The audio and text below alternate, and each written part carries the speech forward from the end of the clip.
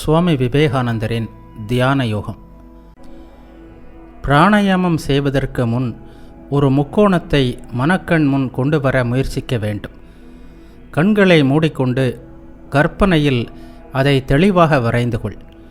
அதனை நெருப்பு ஜுவாலைகள் சூழ்ந்திருப்பதாகவும் நடுவே பாம்பு சுருண்டு கிடப்பதாகவும் எண்ணிக்கொள். உன்னால் குண்டலினியை தெளிவாக காண முடியும் போது கற்பனையால் அதை முதுகெலும்பின் அடியில் வை. கும்பகம் செய்யும்போது அதனை விழிக்க செய்வதற்காக பாம்பின் தலைமீது பிராணனை பலமாக கீழ்நோக்கி மோத செய். உன் கற்பனை அல்லது பாவனையின் வலிமைக்கு தக்கவாறு சிறந்த பலனை விரைவில் பெறலாம். குண்டலினியையும் விழிக்க செய். அதுவரை அதனை பாவனை செய். நாடிகளை உணர முயற்சி செய். அவற்றை சுழுமுனை வழியாக செலுத்த முயற்சி செய். இது அவற்றின் செயலை விரைவாக்குகிறது. 4ஆம் பாடம். மனத்தை அடக்க முயற்சிக்கும் முன் அதை ஆராய வேண்டும். நிலையற்ற இந்த மனத்தை நாம் கைப்பற்ற வேண்டும். அதை அலையாமல் இழுத்து ஒரே கருத்தில் நிலைபெற செய்ய வேண்டும். திரும்ப திரும்ப இதனை செய்ய வேண்டும். சங்கல்ப வலிமையால் மனத்தை அடக்கவும் அது இறைவனது மகிமையை சிந்திக்கவும் செய்ய வேண்டும். மனத்தை அடக்க மிக எளிய வழி அமைதியாக அமர்ந்து சிறிது நேரம் அதை அதன் விருப்பப்படி தெரிய விடுவதே. மனம் அலைவதை பார்த்து கொண்டிருக்கும் சாட்சியே நான். மனம் நான் அல்ல என்ற கருத்தை இறுக பற்றிக்கொள். பின்பு மனத்தை உன்னிலிருந்து முற்றிலும் வேறான பொருளாக கருதி அது நினைப்பதை பார். உன்னை இறைவனுடன் ஒன்றுபடுத்திக்கொள். ஜட பொருளுடனோ மனத்துடனோ ஒருபோதும் உன்னை ஒன்றுபடுத்தாதே. உனது மனத்தை உன் முன் பறந்து கிடக்கும் அமைதியான ஒரு பெரிய குளமாகவும் மனத்தில் வந்து போகும் எண்ணங்களை நீரின் அடியிலிருந்து மேல்புறத்தில் வந்து உடைந்து போகின்ற குமிழிகளாகவும் கற்பனை செய்து கொள். எண்ணங்களை அடக்க எந்த முயற்சியும் செய்யாதே. அவை அலைந்து செல்லும்போது அவற்றை கவனித்து பின்தொடர்ந்து செல். அது அலைகின்ற வட்டங்களின் பரப்பு வர வர குறையும். எப்படியெனில் மனம் அல்லது நினைவு வட்டங்களாக செல்கிறது. குளத்தில் கல்லறிவதால் எழும் அலைகள் வட்டமாக விரிந்து செல்வது போல் இந்த வட்டங்களும் எப்போதும் விரிந்து கொண்டே செல்கின்றன. நாம் இதனை திருப்பி அமைக்க வேண்டும். மிகப்பெரிய வட்டத்திலிருந்து தொடங்கி அதை வர வர சிறியதாக்கி இறுதியாக மனத்தை ஒரு புள்ளியின் மீது நிலைநிறுத்தவும் அங்கேயே தங்கியிருக்கவும் செய்ய வேண்டும்.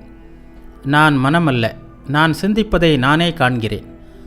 என் மனம் செயல்படுவதை நான் கவனித்து கொண்டிருக்கிறேன் என்ற கருத்தை உறுதியாக பற்றிக்கொள்.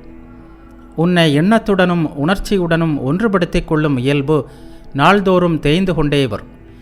இறுதியாக நீ உன் மனதிலிருந்து முற்றிலும் வேறாக பிரிந்து நிற்க முடியும்.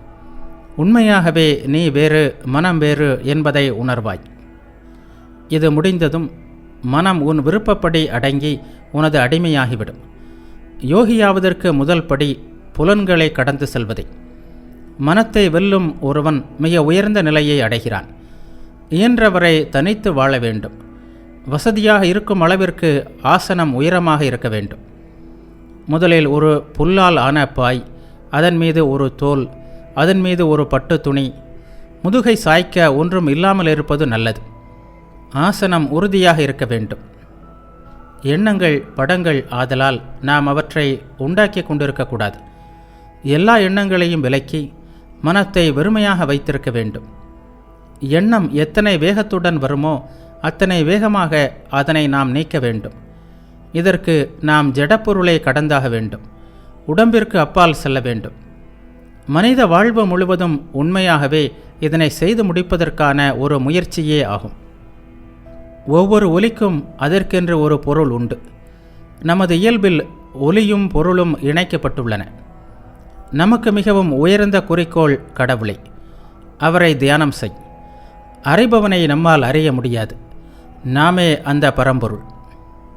தீமையை காணும்போது நாம் அதை படைக்கிறோம். நாம் எதுவாக இருக்கிறோமோ அதையே வெளியிலும் காண்கிறோம்.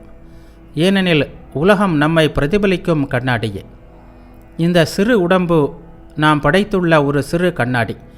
ஆனால் பிரபஞ்சம் முழுவதும் நமது உடலே. இதனை நாம் எப்போதும் நினைக்க வேண்டும். நமக்கு மரணம் கிடையாது. நம்மால் பிறருக்கு தீங்கு செய்ய இயலாது என்பதை அப்போது அறிவோம். காரணம், அவர்கள் எல்லோரும் நம்முடையவர்களே. பிறப்பும் இறப்பும் நமக்கு இல்லை. அன்பு காட்டுவது ஒன்றே நாம் செய்ய வேண்டியது.